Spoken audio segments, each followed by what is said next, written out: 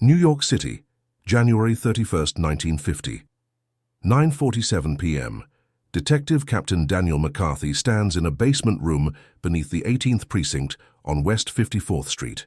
Around him, 43 police officers from 6 different precincts crowd into a space built for 20. The air smells like cigarette smoke and wet wool coats. Outside, the temperature is 19 degrees Fahrenheit. Snow fell earlier in the day. Now the streets are slick with ice. McCarthy holds a clipboard. On it are 27 addresses. Every address is a brothel operating within a 12-block radius of Times Square. He has been planning this operation for 7 months. The briefing begins at 9:50 p.m. McCarthy speaks for 8 minutes.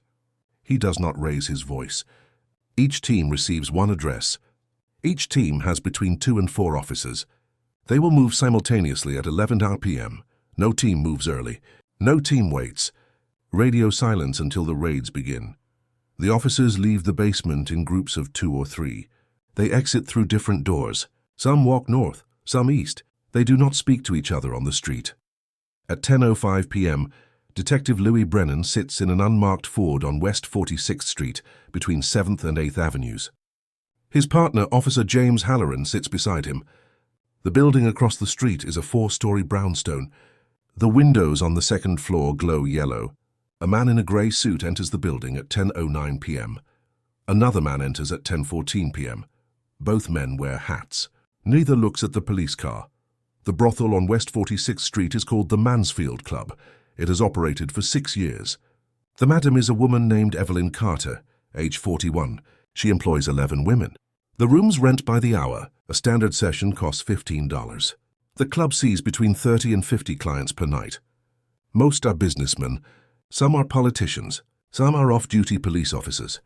Detective Brennan has been watching the Mansfield Club for 3 weeks. He knows the doorman by sight. He knows which window belongs to the waiting room. He knows the back exit opens into an alley that connects to West 47th Street. Tonight, 2 officers wait in that alley. Their names are Patrick Dunn and Robert Keating. They have been there since 10:30 p.m. They wear heavy coats. They do not smoke. They stand in the shadows and wait. Across the city, other teams take their positions. On West 50th Street, 4 officers surround a building with a green door. On 8th Avenue near 42nd Street, 3 officers wait outside a building above a delicatessen. On West 48th Street, 2 officers stand in the doorway of a closed hat shop. All the officers carry the same equipment. Service revolvers, handcuffs, flashlights. Some carry blackjacks. None carry shotguns. This is not a violent operation. This is an arrest operation. At 10:40 p.m., Captain McCarthy leaves the precinct. He drives a black Chevrolet. Beside him is Sergeant William O'Hara, age 39. O'Hara has worked in the Vice Squad for 11 years. He has raided 14 brothels. He has arrested 42 prostitutes. He has arrested 9 madams. He has never arrested a client. Tonight will be different. McCarthy drives south on 8th Avenue. The streets are not empty. Taxis move slowly through the slush. Pedestrians walk with their heads down. The theaters have closed for the night. The bars are still open. Times Square is lit like daylight. The billboards glow red and white and blue. McCarthy stops at a red light on 44th Street. A man in a tuxedo crosses the street. A woman in a fur coat follows him. The light turns green. McCarthy drives forward. At 10:52 p.m., Detective Brennan checks his watch. 8 minutes remain. Across the street, a man exits the Mansfield Club. He walks east toward Broadway. He does not look back. Brennan writes the time in a notebook. Halloran taps his fingers on the dashboard. Neither man speaks. At 10:55 p.m., Captain McCarthy parks his car on 7th Avenue near 49th Street. He and O'Hara walk 1 block west. They stop at the corner of 49th and 8th. From here, McCarthy can see 3 of the target buildings. He cannot see the officers. That is the point. The officers are positioned to be invisible until the moment of action. McCarthy checks his watch. The second hand moves. 4 minutes remain. He lights a cigarette. O'Hara does not smoke. The wind blows from the north. A newspaper tumbles down the sidewalk. A taxi honks. Somewhere in the distance, a police siren wails. It is not part of the operation. It is someone else's emergency. At 10:58 p.m., all 43 officers are in position. They stand outside 27 buildings in a 12-block area. They do not know if the other teams are ready. They trust the plan. They wait. At 10:59 p.m., Detective Brennan opens the car door. Halloran follows. They cross the street. Their shoes crunch on the frozen slush. They reach the brownstone. Brennan tries the door. It is locked. He presses the buzzer. A voice comes through a small speaker mounted beside the door. Who is it? Brennan does not answer. He presses the buzzer again. The voice repeats the question. Brennan holds up his badge to the speaker. The voice goes silent. At 11:00 p.m., 43 officers move simultaneously. Doors are kicked open. Locks are broken. Men shout. Women scream.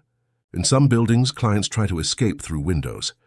In others, they hide in closets. Some offer money. Some offer names of powerful friends. None of it matters. At the Mansfield Club on West 46th Street, Brennan and Halloran break the door on the third attempt. The wood splinters. The lock tears free. They enter a narrow hallway. Red wallpaper. A chandelier with half the bulbs burned out. A staircase leads to the second floor. Brennan goes up first. Halloran follows. On the second floor, a woman in a green dress stands in the hallway. She holds a telephone. She drops it when she sees the officers. The receiver dangles by its cord. Brennan identifies himself. The woman does not move. Halloran walks past her. He opens the first door on the left. Inside the room, a man in a white shirt sits on a bed. His trousers are on the floor. A woman in a slip stands by the window. The man looks at Halloran. He does not speak. Halloran says, "Get dressed, both of you." In the next room, another officer finds 2 men and 1 woman. In the room after that, 1 man and 2 women. The officers move through the building room by room. They find 16 people, 11 women, 5 men. One of the men is a judge from Brooklyn. Another is a clothing manufacturer from the garment district. The judge asks to make a phone call. Brennan says no. Downstairs, Officer Dunn and Officer Keating enter through the back door. They find the kitchen. A woman stands at the sink. She is washing glasses. She turns when she hears the officers. She drops a glass. It shatters on the tile floor. Keating tells her to step away from the sink. She does not move. Dunn takes her by the arm. She does not resist. In the basement, another officer finds Evelyn Carter. She sits at a desk. On the desk are 3 ledgers, a cash box, and a rotary telephone. The cash box contains $460. The ledgers contain names, dates, and payments. Carter does not try to hide the ledgers. She does not try to run. She looks at the officer and says, "I want my lawyer." By 11:18 p.m., all 16 people at the Mansfield Club are in handcuffs. They are led downstairs one at a time. They are placed in 2 police vans parked on West 46th Street. A crowd has gathered on the sidewalk. People point and whisper. A photographer from the Daily News takes pictures. The flash pops 3 times. Brennan tells him to leave. The photographer takes 2 more pictures and walks away. 3 blocks north on West 49th Street, a different team raids a brothel called the Embassy Rooms. The building is larger. 5 stories, 22 rooms. The madam is a woman named Rita Schulman, age 36. She employs 19 women. The police find 28 people inside. 14 men, 14 women. One of the men is a city councilman. Another is a vice president at a bank on Wall Street. The councilman gives a false name. An officer recognizes him anyway. The raid takes 12 minutes. The officers search every room. In one room, they find a man hiding under the bed. In another, a man tries to climb out a window. He is pulled back inside. His shirt tears. He falls to the floor. An officer helps him stand. The man is crying. He says he has a wife. He says he has 3 children. The officer does not respond. On West 50th Street, 4 officers raid a smaller operation. The building is a walk up above a pawn shop. The brothel occupies the 3rd floor. It has 6 rooms. The madam is a woman named Dolores Martinez, age 44. She employs 7 women. The police find 9 people. 7 women, 2 men. One of the men is a taxi driver from Queens. The other is a merchant marine on leave. Both men are handcuffed and taken downstairs. By 11:30 p.m., raids are complete at 19 of the 27 locations. Officers radio the precinct with preliminary numbers. At the 18th precinct, a sergeant named Frank Costello takes the calls. He writes the information on a chalkboard. 19 locations raided, 143 people arrested, 81 women, 62 men. The numbers continue to grow. At the corner of 8th Avenue and 42nd Street, 3 officers raid a brothel above a delicatessen. The building is narrow. The brothel occupies 2 floors. The madam is a woman named Irene Glass, age 51. She has operated in Times Square for 18 years. She employs 15 women. The police find 21 people inside, 15 women, 6 men. Glass does not resist arrest. She asks if she can bring her coat. An officer retrieves it from a closet. It is a black wool coat with a fur collar. Glass puts it on. She is escorted downstairs. On West 48th Street, 2 officers raid a brothel in a brownstone with a red door. The madam is a woman named Sophie Klein, age 38. She employs 9 women. The police find 12 people inside. 9 women, 3 men. One of the men is a doctor from Long Island. He carries a medical bag. Inside the bag are bandages, syringes, and a bottle of morphine. The officer asks why he is carrying morphine. The doctor does not answer. The officer takes the bag. At 11:45 p.m., Captain McCarthy stands on the corner of 7th Avenue and 48th Street. Around him, police vans move through the streets. Sirens echo off the buildings. The crowds have grown larger. People stand on the sidewalks. They watch the arrests. Some cheer, some jeer. McCarthy ignores them. He walks 1 block south. He stops outside a building with a green awning. This is the last location. The raid began at 11:00 p.m. It is not finished. 4 officers are inside the building. They have been inside for 45 minutes. McCarthy enters through the front door. The lobby is empty. A chandelier hangs from the ceiling. The floor is marble. A staircase leads to the 2nd floor. McCarthy climbs the stairs. On the 2nd floor, he finds Officer Raymond Tucker standing in the hallway. Tucker is holding a flashlight. He is sweating. McCarthy asks what is happening. Tucker says the madam locked herself in a room on the 3rd floor. She will not open the door. McCarthy climbs to the 3rd floor. 3 officers stand outside a closed door. 1 officer has a crowbar. Another has a sledgehammer. McCarthy tells them to wait. He knocks on the door. A woman's voice comes from inside. She says, "Go away." McCarthy identifies himself. The woman says, "I know who you are." McCarthy says, "Open the door." The woman says, "I want my lawyer." McCarthy says, "Open the door now, or we break it down."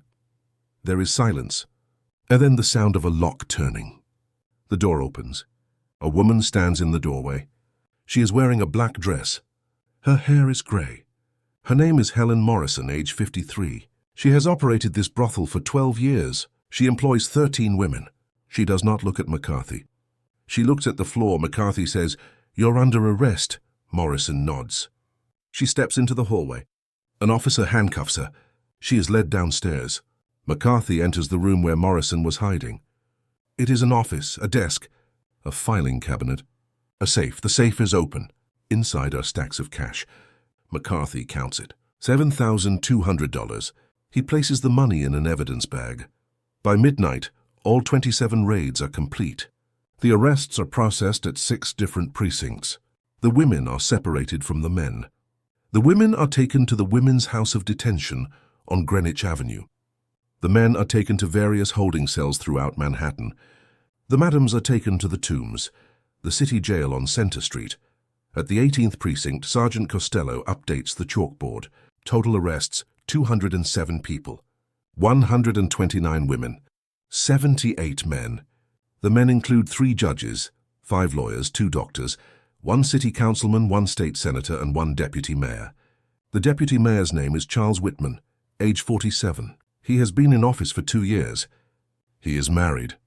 He has 4 children. The arrests make the morning newspapers. The New York Times runs the story on the front page. The headline reads, "207 arrested in Times Square vice raid." The article includes the names of the public officials. It includes photographs of the brothels. It includes a statement from Police Commissioner William O'Brien. O'Brien says, "This operation demonstrates our commitment to cleaning up Times Square. We will not tolerate organized vice in this city." The Daily News runs a larger story. The headline reads, "Times Square madams busted in midnight raids." The article includes interviews with neighbors. One woman says she has lived on West 46th Street for 20 years. She says she always knew what was happening in the brownstone. She says the police did nothing until now. A man who owns a shoe repair shop on 8th Avenue says the brothels were bad for business. He says decent people stopped coming to the neighborhood. At 9 a.m. on February 1st, the arraignments begin at the Criminal Courts building on Center Street. The women are brought in first. They are arraigned in groups of 10. Most are charged with prostitution. The bail is set at $500 each. Most cannot pay. They are returned to the Women's House of Detention. The madams are arraigned separately. Evelyn Carter is charged with running a disorderly house and promoting prostitution. Her bail is set at $5,000. Her lawyer, a man named Arthur Klein, argues for a lower amount. The judge denies the request. Carter is returned to the Tombs. Rita Schulman is arraigned at 10:15 a.m. She is charged with the same crimes as Carter. Her bail is set at $7,000. Her lawyer, a man named Samuel Leibowitz, pays the bail immediately. Schulman is released. She leaves the courthouse through a side door.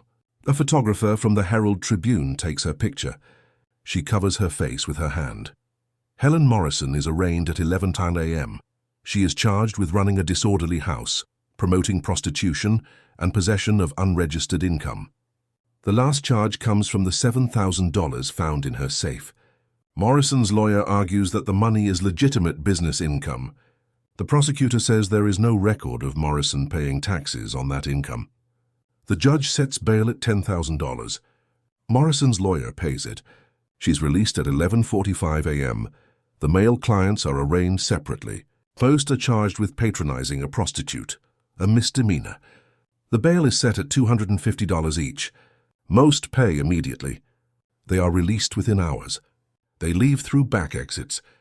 They do not speak to reporters. The public officials are arraigned in a closed courtroom. The judge is a man named Milton Shalleck. He has been on the bench for 19 years. The arraignments are not announced to the press. The officials are brought in one at a time. Deputy Mayor Charles Whitman is arraigned at 2 p.m. He is charged with patronizing a prostitute. His lawyer, a man named Edward Bennett Williams, argues for dismissal. Williams says there is no evidence Whitman engaged in any illegal act. The prosecutor presents a statement from one of the women arrested at the embassy rooms. The statement says Whitman paid $15 for services rendered. Williams calls the statement hearsay. The judge denies the dismissal. He sets bail at $1,000. Williams pays it. Whitman is released at 2:30 p.m. The city councilman is arraigned at 3 p.m. His name is Robert Caldwell, age 52. He has been on the city council for 8 years. He represents a district in Brooklyn. He is charged with patronizing a prostitute and giving false information to a police officer. Caldwell's lawyer argues for dismissal on both charges. The judge denies the request. He sets bail at $1,500. The lawyer pays it. Caldwell is released at 3:45 p.m. He resigns from the city council the following day. The state senator is arraigned at 4:09 p.m. His name is Vincent Albano, age 49. He has been in the state senate for 6 years. He represents a district in the Bronx. He is charged with patronizing a prostitute. His lawyer argues that Albano was at the brothel for a business meeting, not for illegal purposes. The prosecutor asks what kind of business meeting occurs in a brothel at 11 p.m. The lawyer does not answer. The judge sets bail at $2,000. The lawyer pays it. Albano is released at 4:30 p.m. He does not resign. He issues a statement saying he was falsely accused. He says he will fight the charges in court. The judges are arraigned in a different courtroom. The arraignments are not open to the public. The press is not notified. The 3 judges are charged with patronizing a prostitute. Their names are not released to the newspapers. Their cases are sealed by order of the state Supreme Court. All 3 judges post bail within hours. They are released without being photographed. 2 of the judges resign within a week. The 3rd judge remains on the bench. His case is dismissed 6 months later for lack of evidence. By 5 p.m. on February 1st, most of the arrested individuals have been released. The women remain in detention. The madams remain in jail. The men are free. The newspapers continue to cover the story. The New York Post runs an editorial calling for stricter laws against prostitution. The editorial says the current penalties are too lenient. It says the men who patronize prostitutes should face the same charges as the women who sell sex. The editorial is written by a columnist named Max Lerner. It runs on page 4. On February 2nd, Mayor Vincent Impellitteri holds a press conference at City Hall. He is asked about the raids. He says he was not informed of the operation beforehand. He says Captain McCarthy acted on his own authority. He says he supports the police department's efforts to combat vice. He is asked about Deputy Mayor Whitman. Impellitteri says Whitman has offered to resign. Impellitteri says he has not accepted the resignation. He says Whitman deserves a chance to defend himself. Whitman does not attend the press conference. He does not make a public statement. His lawyer releases a statement on his behalf. The statement says Whitman was at the brothel to meet a constituent. It says Whitman did not engage in any illegal activity. It says the charges are politically motivated. The statement does not explain why Whitman was meeting a constituent at a brothel at 11 p.m. On February 3rd, Whitman resigns. He sends a letter to Mayor Impellitteri. The letter is 1 paragraph long. It says Whitman is resigning to avoid further embarrassment to the mayor's office. It does not admit to any wrongdoing. It does not apologize. The letter is released to the press. It is published in full in the New York Times. The trials begin in March. The women plead guilty to reduced charges. Most are sentenced to 30 days in jail. Some are sentenced to 60 days. None serve the full sentence. They are released early for good behavior. The madams go to trial. Evelyn Carter is convicted of running a disorderly house. She is sentenced to 1 year in jail. She serves 8 months. Rita Schulman is convicted of the same charge. She is sentenced to 6 months. She serves 4. Helen Morrison is convicted of running a disorderly house and tax evasion. She is sentenced to 2 years. She serves 18 months. The male clients are tried in municipal court. Most plead guilty to disorderly conduct, a lesser charge. They are fined between $50 and $200. None serve jail time. Vincent Albano goes to trial. He is acquitted. The jury deliberates for 2 hours. Albano returns to the state senate. He serves 1 more term. He does not run for re-election in 1952. Charles Whitman does not go to trial. The charges are dropped in April. The prosecutor says there is insufficient evidence to proceed. Whitman's lawyer calls the decision a vindication. Whitman does not return to public office. He moves to New Jersey. He dies in 1967. The raids have consequences beyond the courtroom. Property values in Times Square drop by 12% in the first 6 months of 1950. Business owners complain that the negative publicity has driven away customers. The Broadway Association, a group of theater owners and merchants, issues a statement saying the raids were necessary but harmful. The statement calls for a public relations campaign to restore Times Square's reputation. The campaign begins in June. The city installs new streetlights on Broadway between 42nd and 50th Streets. The lights are brighter than the old ones. The city also increases police patrols in the area. Uniformed officers walk the streets in pairs. They are visible. They are meant to be visible.